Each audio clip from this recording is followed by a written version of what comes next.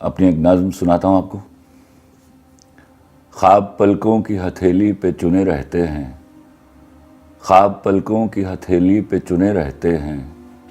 कौन जाने वो कभी नींद चुराने आए, मुझ पे उतरे मेरे अल्हाम की बारिश बनकर, मुझको एक बूंद समंदर में छुपाने आए। जब मैं संवरूं तो वो गुलनार करे मेरा तबस्सुम, जब मैं संवरूं तो वो गुलनार करे मेरा तबस्सुम।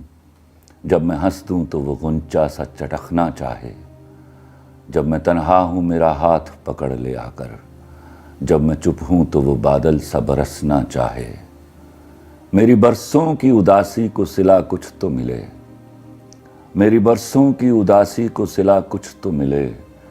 उससे कह दो वो मेरा कर्ज चुकाने आए, वो मेरे कांपते होंठों की सदाएं सुन ले, वो मेरे कांपते होंठों की सदाएं सुन ले। या मेरे ज़ब्त को इजहार का लहजा दे दे, या मुझे तोड़ दे एक गहरी नज़र से छू कर, या मुझे चूम के तख्लीक को सांचा दे दे। मेरी तरतीब उठा जाए खुदा की मानिंद, और मिट जाऊं तो फिर मुझको बनाने आए। ख्वाब पलकों की हथेली पे चुने रहते हैं, कौन जाने वो कभी नींद चुराने आए।